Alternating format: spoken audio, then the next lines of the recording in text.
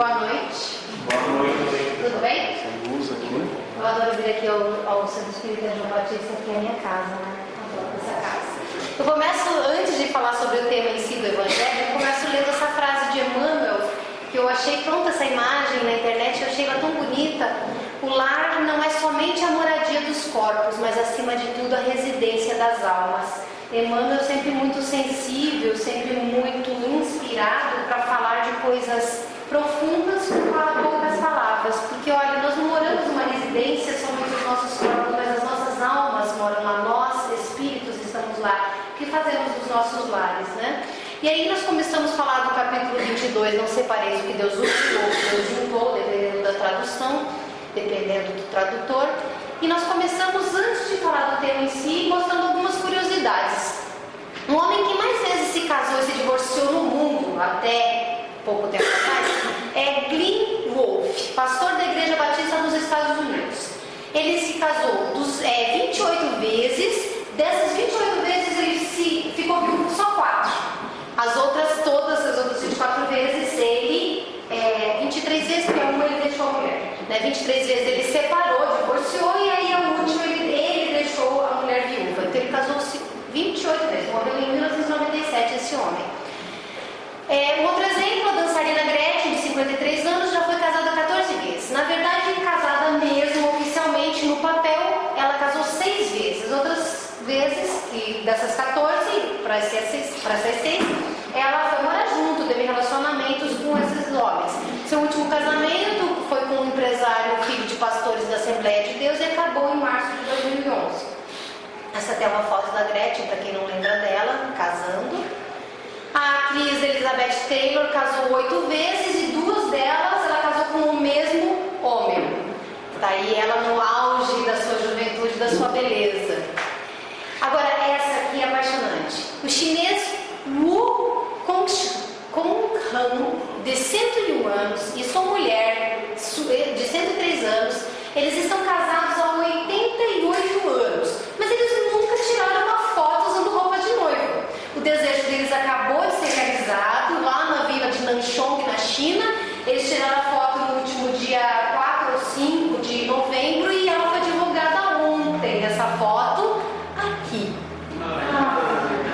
Lindos, não são? 103 anos e 101 anos, 88 anos de vida marital, vida em conjunto. Nem que não tivesse amor nessa altura do campeonato já tem, né? Dito isso, nós vamos passando então para o Evangelho, buscando primeiro de tudo o que foi que disse Jesus. Jesus foi questionado pelos fariseus que lhe perguntaram o seguinte: será permitido a um homem despedir sua mulher por qualquer motivo?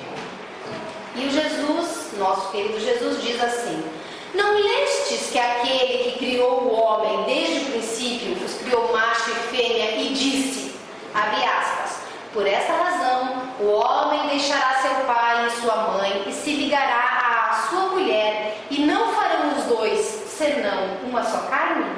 Assim já não serão duas, mas uma só carne. Não separe, pois, o homem o que Deus juntou. Essa frase é que dá título ao capítulo, é o que dá o título à nossa conversa de hoje, é o que dá o título à nossa reflexão. Será o que, né, o Hélio até perguntou agora no começo, o que será que une realmente as pessoas? E é o que nós vamos descobrir nessa noite. Mas o texto continua. Foi por causa da dureza do vosso coração que Moisés permitiu despedir-se vossas mulheres, porque a pergunta dos fariseus tinha o objetivo em trazer o que Moisés falou, porque eles queriam pegar Jesus na curva o tempo todo, que Jesus se contradissesse com a lei de Moisés. Só que Jesus disse que foi por causa da dureza dos nossos corações que Moisés tomou a atitude de dizer que era para despedir, para despedir, né? Cadê aquela frase? Não separar o que Deus uniu. Aquele que despede a sua mulher, a não ser em caso de adultério, e desposa a outra, comete adultério. E aquele que desposa a mulher que o outro despediu, também comete adultério. Palavreado de Jesus, daquela época, nós estamos pouco acostumados, a gente tem que ir pensando devagar nas palavras dele para poder compreender. E aí, o Evangelho segundo o Espiritismo Espiritismo vem explicar, primeiro de tudo, a partir dessas passagens, o que é a insolubilidade do casamento. Começa questionando a questão das imutabilidades das leis. As leis da natureza e as leis do homem. Nós sabemos que as leis da natureza são imutáveis. Deus fez leis e para haver estabilidade no universo, as leis não mudam. Deus é perfeito, criou leis perfeitas. Se Ele sabe tudo, passado, presente e futuro, para que Ele teria que modificar, alterar, progredir ou fazer qualquer alteração nas suas leis? Ele não precisa, Ele fez leis perfeitas. Portanto, as leis da natureza são imutáveis. O mesmo já não se pode falar da lei dos homens, porque a lei dos homens é mutável. Ela depende do conhecimento que nós temos, do amadurecimento moral e de todas aquelas coisas que nós vamos adquirindo através da experiência. Virtudes, mudando as imperfeições e vamos evoluindo. Então, fica a pergunta: o que é de ordem divina no casamento? Está lá no Evangelho. A união dos sexos para reprodução. Obviamente que esse aspecto de ordem divina do casamento se trata do aspecto material das nossas relações. Se nós não efetuarmos o ato sexual, não conceberemos, não procriaremos, não teremos continuidade da espécie. E esta é a matrícula que se faz para a escola da vida na Terra. Então, para estar aqui, precisa nascer. Para nascer, precisa da união dos sexos, macho e fêmea. Essa é a ordem divina. O que é de ordem humana no casamento? As condições que regulam essa união, ou seja, as leis civis. Que até o Hélio também, no começo, quando eu estava apresentando a palestra que ele ia fazer, ele disse, estava olhando a lei, agora está até mais fácil fazer o divórcio, etc. Realmente, nós estamos nos adaptando conforme a nossa necessidade, a nossa evolução, o nosso conhecimento, às necessidades humanas, o mais possível para melhorar a nossa vida. E aí, já que se falou de lei civil, em face dela, o que é legítimo num país não é legítimo no outro. Então, o que é permitido aqui pode ser adultério no outro país. Pois a lei civil tem por fim regular os interesses das famílias que variam segundo costumes e necessidades locais. Fala-se por aí, eu nunca fui conferir, mas diz que é verdade, que, por exemplo, se você for visitar um esquimó, ele oferecerá a sua mulher na recepção do seu visitante.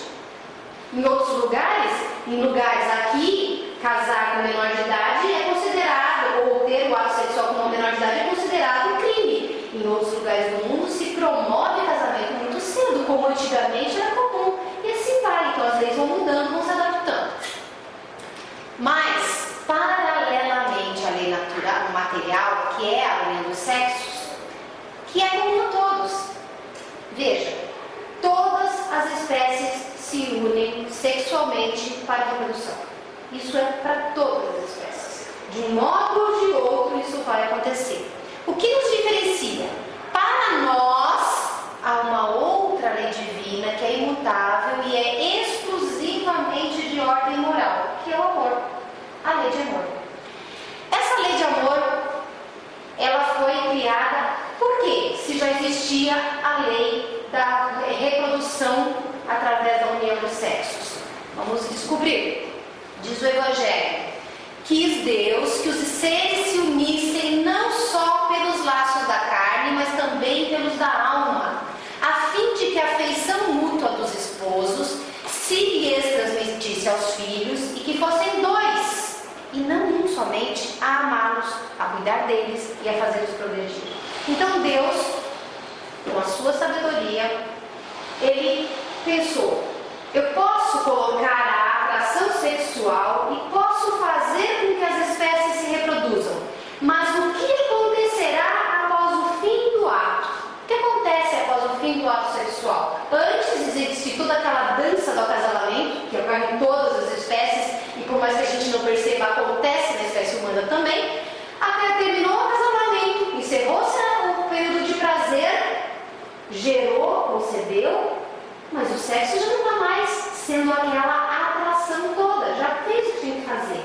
Mesmo que haja novos atos sexuais, eles não serão o sustentáculo da família. Eles não serão o sustentáculo da educação. Eles não serão o sustentáculo moral daquele ser que está vindo. E nós, homens e mulheres, espíritos encarnados, seres humanos, sabemos que encarnamos na Terra para nos educar. E sabemos mais que essa educação precisa ser muito dedicada, muito, como eu vou dizer, precisa haver um empenho muito grande, porque essa criança que está chegando, ou que chegou, essa criança não sabe falar, mas ela também não sabe comer, ela não sabe pedir, ela não sabe reclamar, ela não sabe dizer que está com frio, ela não sabe dizer que está com calor. Quando ela começar a crescer e souber fazer tudo isso, ela não sabe decidir o que é certo e errado, ela não sabe a diferença entre o bem e o mal, ela não sabe o que é justo e o que é injusto. E aí ela cresce um pouquinho mais e daí ela começa a tomar decisões, só que ela não sabe as consequências. E a nossa experiência, a nossa maturidade, dos que são os pais, dos que são os educadores, que vai ensinar. Com o amor, com a afeição mútua, é muito mais simples a educação desse ser que está chegando. É muito mais simples manter o elo, manter esse laço que une os seres, fazer do amor aquele impulso educativo junto com as experiências. É muito mais fácil quebrar um galho sozinho do que quebrar um feixe de galhos. Se a família estiver unida no objetivo comum da educação, nós tendemos a ter grupos familiares mais coesos, mais equilibrados, mais harmoniosos e, por consequência, toda uma sociedade mais feliz. Então Deus se preocupou com isso, por isso que a lei de amor para nós hoje, até mais no caso do que, porque a gente sabe da necessidade da reprodução, mas até mais do que a necessidade da reprodução hoje, nós estamos falando de amor. Nas condições ordinárias do casamento, a lei de amor é tida em consideração? Que condições ordinárias? As pessoas casam por amor? Essa é a questão. Lembre-se que nós estamos falando de uma obra, que é o Evangelho segundo o Espiritismo, que foi escrita em 1864.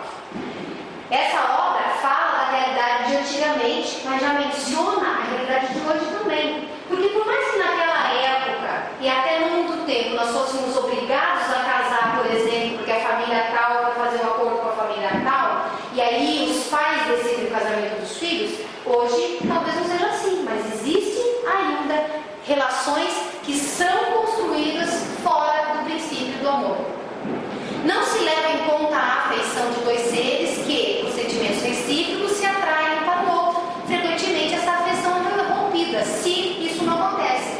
Um exemplo que a gente poderia dar bem dramático seria de Romeu e Julieta, né, aquele drama das famílias que se odiavam e aquelas duas almas se amavam e não conseguiram ficar juntos por causa dos impositivos da sociedade. Isso acontece em muito lugar do mundo ainda. Isso aconteceu muito em vários outros lugares. Isso aconteceu aqui no Brasil. Kardec, ressalve isso que eu já falei, né? Naquele tempo era comum isso. Mas e hoje? As pessoas, mostrei ali esses exemplos dos casamentos. Quantas daquelas pessoas casaram por amor?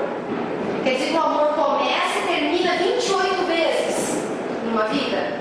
Ou começa e termina 14 vezes para uma outra pessoa? De uma lista assim incontável de pessoas famosas que poderiam ter trazido que casaram 4, 5, 6, 8 vezes.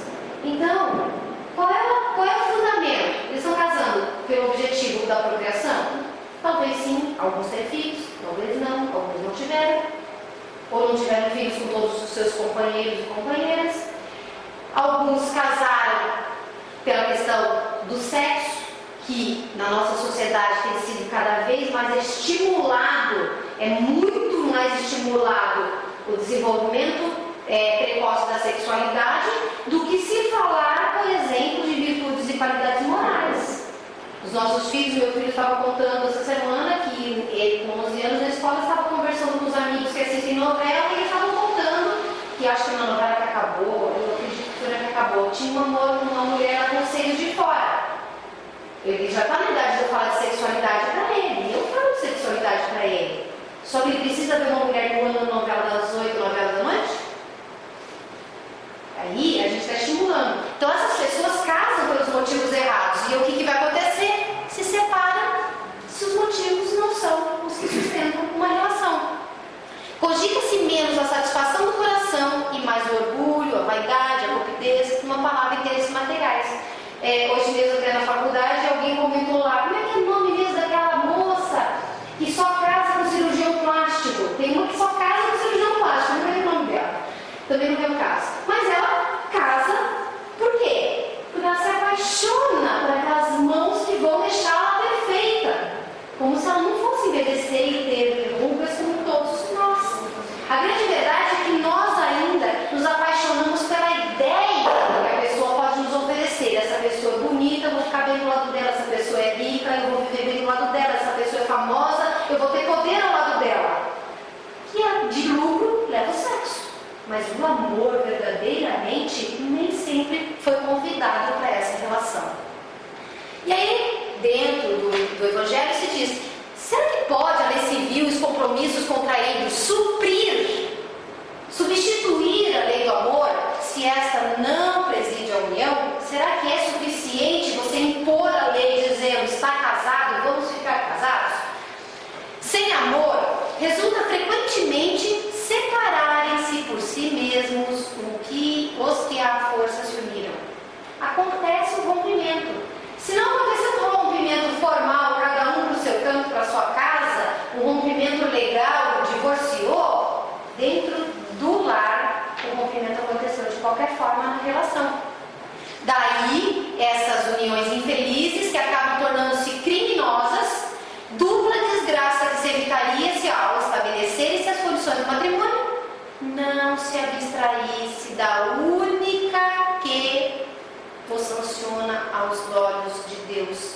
Qual é a única coisa que sanciona um casamento, uma relação aos olhos de Deus? A lei do amor. Tanto é a lei do amor, que para nós espíritas, questionamentos à parte dos problemas da sexualidade ou não, nós espíritas não questionamos os casamentos, ou melhor, as uniões estáveis dos homossexuais, as uniões homoafetivas. Nós não podemos questionar isso, porque tudo bem, união dos sexos não vai reproduzir, porque são dois sexos iguais.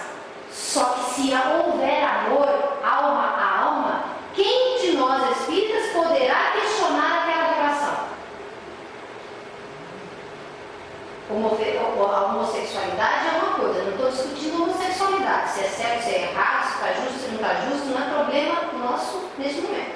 Mas a questão do amor, e eu conheço casais, ou melhor, eu conheço pelo menos um casal de homens que vivem há mais de 30 anos juntos. Quantos casais héteros chegam nesse ponto de relacionamento sem obrigação nenhuma que não seja afetiva? Poucos. Então a gente não pode desconsiderar nunca a lei do amor.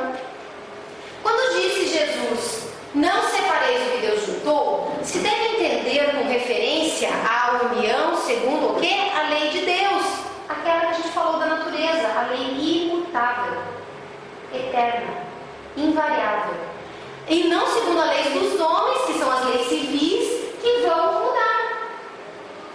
2010 se mudou como se procederia a partir do divórcio. Recentemente se considerou a questão das uniões homoafetivas, das uniões estáveis.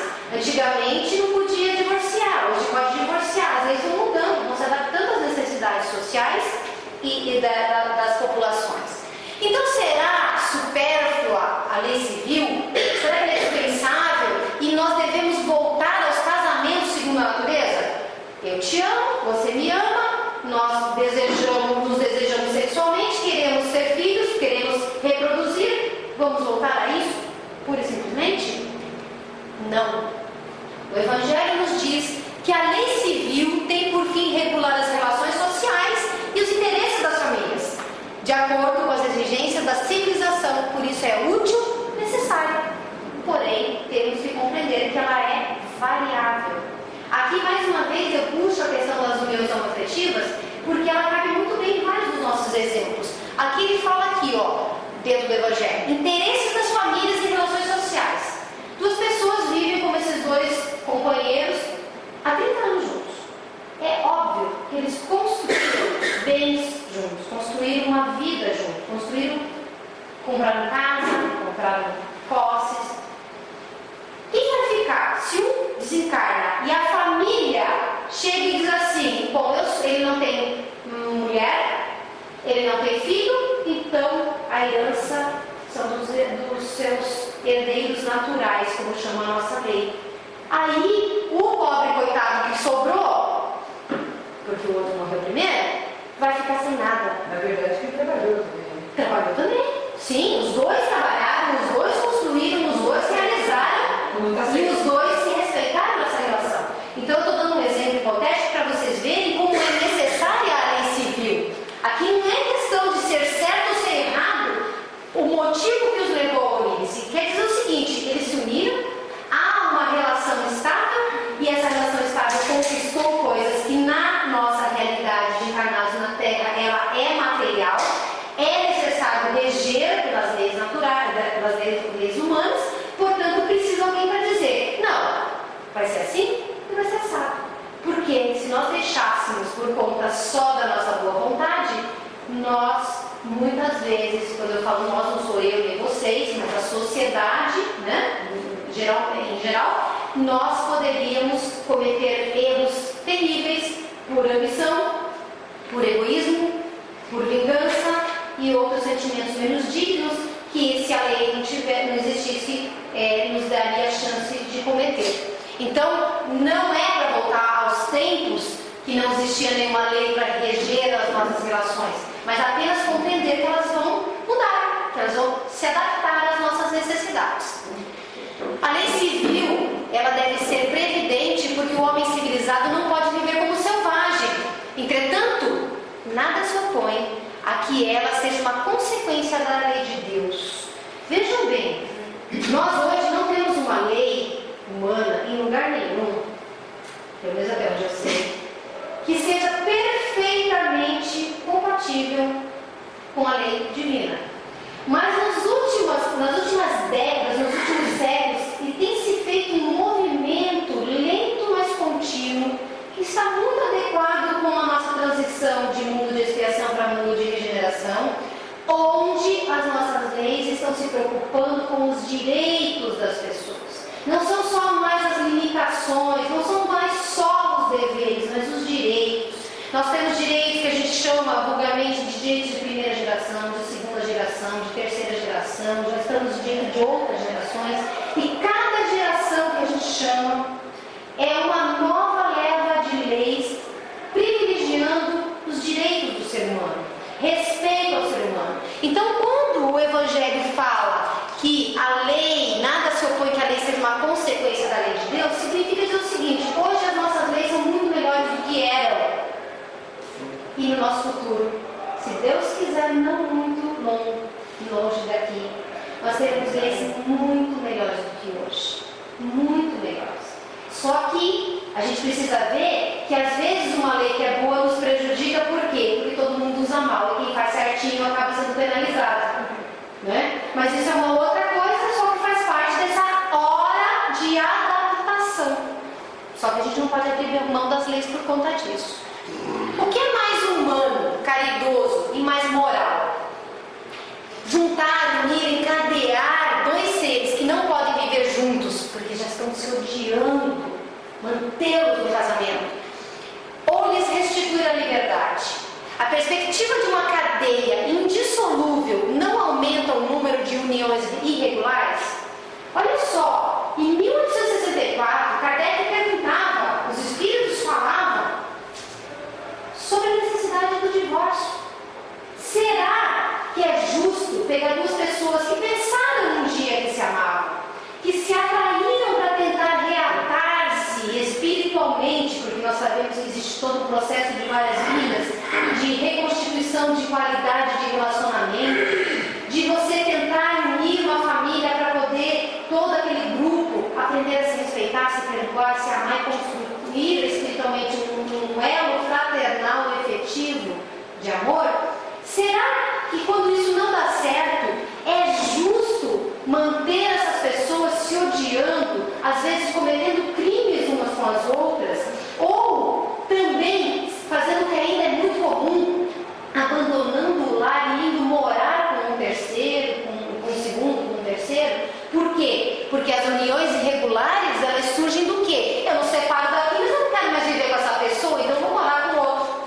E aí fica aquela coisa toda confusa, os direitos materiais, as condições morais, a exemplificação da educação dos filhos, fica tudo confuso. Então, se usou muito tempo e hoje ainda se usa essa frase de Jesus de não separar o que Deus uniu para manter o casamento das pessoas que não se amam, que não tem motivo algum para ficar juntas.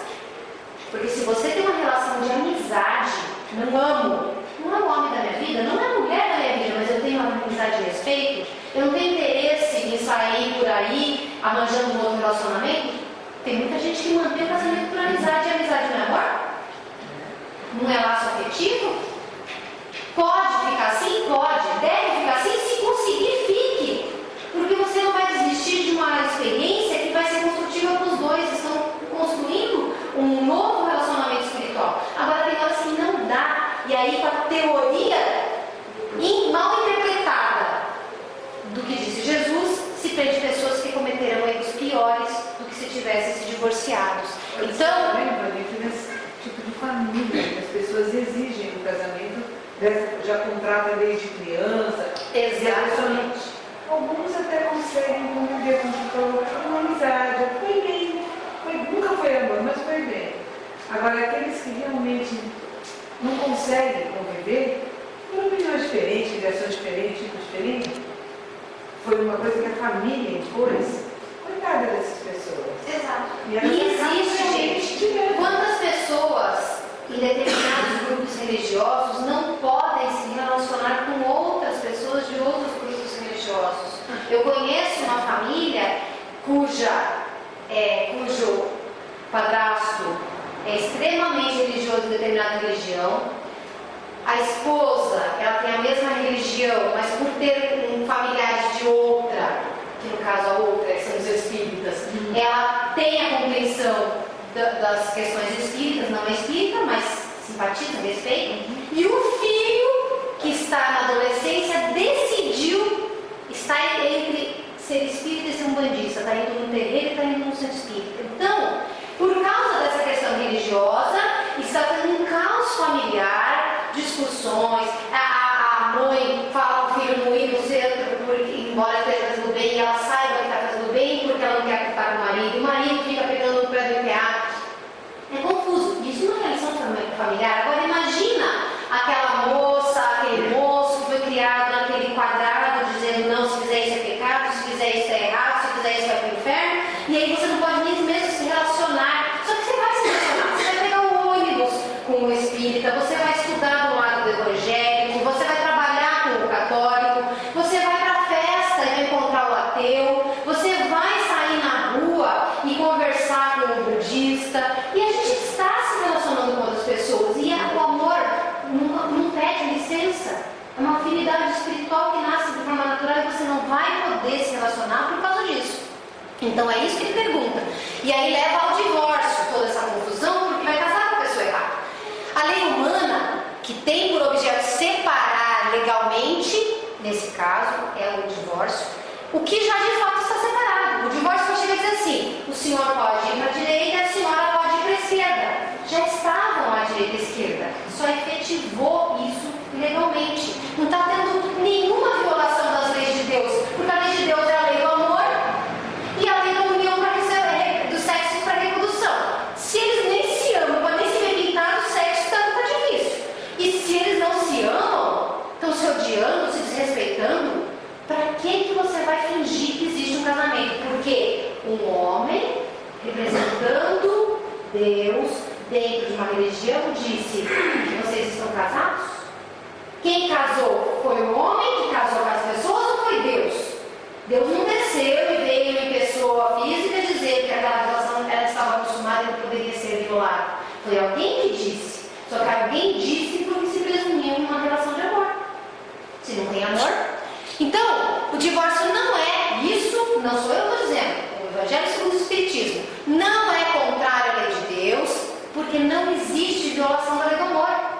Não, ele só está reformando o que os homens fizeram. O homem casou, precisa se casar. O divórcio vem e efetiva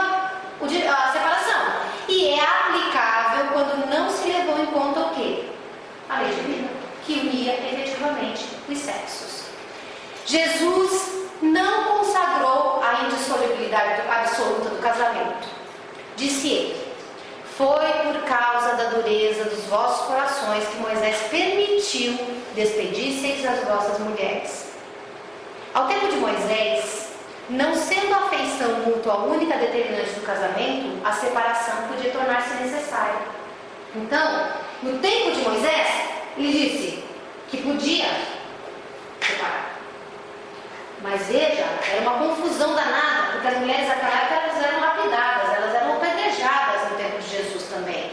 E aí Jesus diz assim, mas no princípio não foi assim. Como no princípio? Quando nós não tínhamos as nossas imperfeições do orgulho, do egoísmo, todas aquelas nossas imperfeições que geraram outras imperfeições, nós nos reuníamos em família por amor.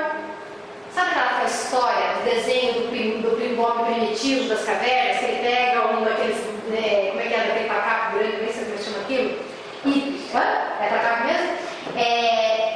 Taca na cabeça da mulher, puxa pelo cabelo. Aquilo não está representando a violência contra a mulher, está representando o seguinte: eu gostei de você, você é espécime que eu quero. Foi amor aquilo. E aí ele pegou aquela por amor, ele não conseguiria. Não tinha casamento, não tinha interesse, não tinha estado social, não tinha poder, não tinha questão de sobrenomes de família, não tinha nada. Só que com o tempo a gente mudou, porque nós éramos simples e ignorantes, fomos transitando pelas nossas experiências, e com todo esse trânsito pelas várias vidas, adquirimos um monte de problemas, de imperfeições. E aí começou a necessidade de despedir as mulheres. E daí, quando Jesus veio, ele especificou o caso em que se podia dar o repúdio. Antes, as mulheres, elas eram lapidadas, ou seja, elas eram apedrejadas. Se elas traíssem o marido, elas eram apedrejadas. Se elas fossem abandonadas pelo marido, normalmente o marido dizia que elas traíram o marido, e elas eram apedrejadas. Então é muito complicado, a mulher nunca se dava bem, entendeu? Então, por que ele falou de adultério? O próprio Evangelho fala: não existe adultério, não existe traição, não existe substituição, onde reina afeição recíproca e sincera. Isso quer dizer o seguinte: se você qualquer pessoa, está fazendo algo errado dentro do seu casamento ou da sua relação afetiva, é porque o seu problema está sendo afetivo. É muito mais do que desejo sexual, é alguma coisa emocional. Então a gente precisa prestar atenção. Como é que faz para resolver? Aí o que Jesus fez? Jesus proibiu, lá no texto que a gente leu, que a mulher repudiada fosse tomada em casamento por outro homem. Ele proíbe o homem desposar a mulher repudiada, pois tinha em vista os costumes e o caráter dos homens daquela época. Se a lei mosaica prescrevia a lapidação, para ele trocar esta lei civil por outra, menos gravosa, menos terrível, ele disse: bom, eu tenho que trocar uma penalidade por outra. Então a penalidade, eu tiro a pena de morte e trago para o opróbrio, que é a rejeição da mulher que foi separada nesse caso. Então, era muito melhor uma mulher não ter outro marido do que ela morrer apedrejada. Foi isso que Jesus fez. Não é que ele queria que as mulheres não tivessem mais marido. Ele simplesmente precisava considerar o conhecimento, a cultura, os conceitos e a capacidade de compreensão dos homens daquela época. Dito tudo isso, a gente conclui o seguinte: que não é o Espiritismo que está dizendo que pode separar. Jesus disse que o que une é o amor. A lei divina, que é natural, disse que o que une é a necessidade de manutenção da espécie e a afeição. Se não há nenhum nem outro, em especial essa lei de amor, não há motivo para ficar junto. Eu repito aqui, para fechar, uma coisa muito importante. Muitas vezes, o que a gente pensa ser amor, não é amor. São aquelas atrações que a lei divina coloca na gente: desejo paixão, ela é hormonal, ela emite uma substância na gente que dura até 7 anos. Então, a gente sente tudo isso e às vezes a gente casa apaixonado pensando que amor não é amor. Porque a gente sabe que nós também, dentro da família, temos aquela necessidade de fazermos as pazes com aquele outro espírito. Muitas vezes a gente casa por amor e de repente está odiando. Mas na verdade não é, sempre foi ódio. A gente teve atração, teve paixão, para que a gente aprendesse a amar. Por que eu estou falando isso? Porque eu acabei de dizer que a separação é permitida. Mas não quer dizer que nós tenhamos que sair despedindo os nossos maridos e as nossas mulheres a troco de nada, a torta direita, como se bastasse dizer eu não amo e eu estou liberado. Existe uma consequência de você ter que recomeçar outra vez a construir aquilo que já estava sendo construído para a outra metade. Então, se a gente tem relacionamentos que não são de pleno amor, mas em que há amizade, em que há respeito, em que há diálogo, não há necessidade de separar. Porém, há casos. Recentemente vi que as pessoas me procuram muito para contar as suas histórias e observar isso na ótica espírita. Recentemente vi um caso onde a pessoa diz assim: fui casado durante 30 anos, nós temos um relacionamento ótimo, não nos amávamos mais, nossos filhos estão crescidos, nós decidimos nos separar, somos amicíssimos, temos uma relação completamente perfeita, só não moramos mais juntos. Houve uma violação da lei de Deus? Acabou o karma. Não tem mais nenhuma necessidade de conviver, porque eles já resolveram e há amor naquela relação. Então, é preciso que a gente tome muito cuidado. Eu falei muitas vezes isso hoje, quando eu disse, eu não gosto de falar esse tema. Até fiquei surpresa quando o Hélio falou no começo. É um tema interessantíssimo, é um tema apaixonante, mas eu não gosto de falar, sabe por quê?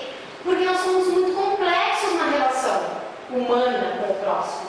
A gente está apaixonado e vem juntar, a gente ama, depois não sabe se ama, a gente está adorando enquanto ele está fazendo tudo a nossa vontade, de repente não está fazendo mais a nossa vontade, a gente quer trocar, não aguento mais ver. Quantas vezes num casamento a gente pensa, ai, quer ser o pedimento de uma taça? Porque a grande realidade é que aqui as pessoas são casadas, vão casar ou já casaram.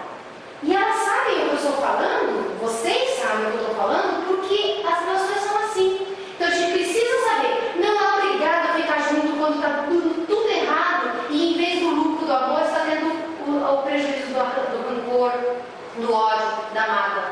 Não precisa ficar junto. Não foi isso que Jesus quis dizer quando ele falou, não separeis de Deus unido. Porém, não há esse ódio, esse rancor, essa mágoa, há respeito, há amizade, há uma espécie de amor.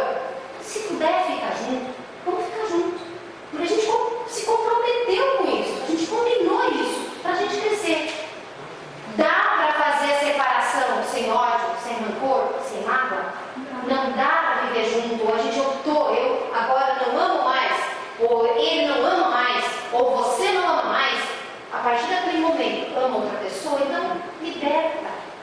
Permite que ele vá viver sem mágoa, sem rancor, sem ódio. O que une as pessoas em todas as instâncias da vida é sempre, prioritariamente, a lei do amor. E a lei do amor é que transforma o mundo, assim como transforma as relações. Vai. Vou fazer uma colocação. Eu não sei se é Emmanuel ou André Luiz, ele faz uma afirmação que a maior parte das uniões atualmente, né, dos casais, a maior parte são de ajustes, ou seja, são espíritos que vieram numa programação de ajustes, ou seja, eles tinham que exatamente, né? Então, diante dessa informação, a gente tem que trabalhar nós, os encarnados, que as dificuldades vão realmente acontecer. Então, você tem que envidar os seus esforços para você mudar esse o compromisso processo. tem que se manter. Né? Uma dificuldade de fazer um ajuste, porque era uma programação. Né? E isso aqui é muito importante dizer, exatamente pelo que eu acabei de falar, e você está fechando muito bem com essa informação.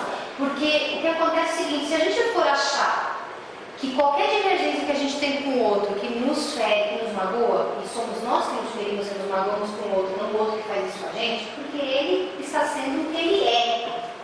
A gente se magoa porque a gente quer com o que ele é. Da mesma forma que nós somos o que somos, às vezes os outros se sentem magoados conosco. Se a gente for, a cada vez que estamos incomodados com o outro, como se todos tivessem espinhos, sabe a história do espinho, do porco espinho, na era glacial?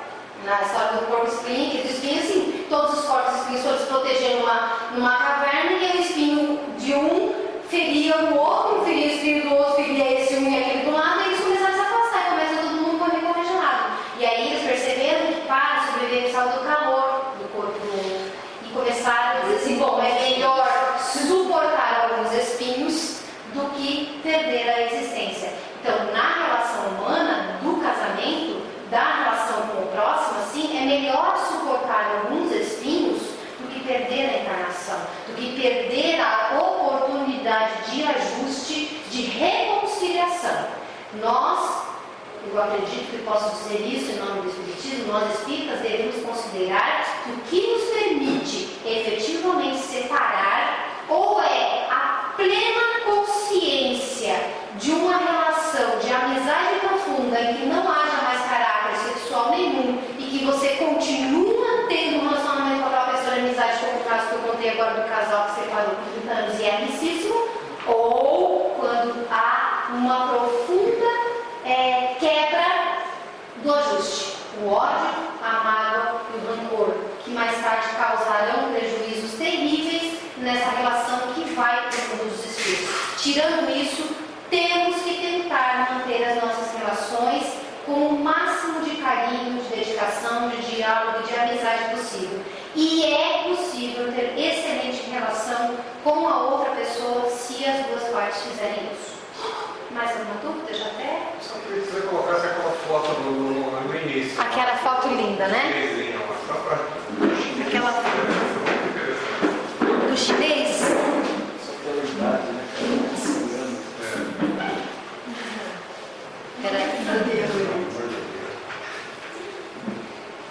Esse senhorzinho de 101 anos, essa senhorinha de 103 anos, 88 anos casados. Vocês acham que eles não brigaram?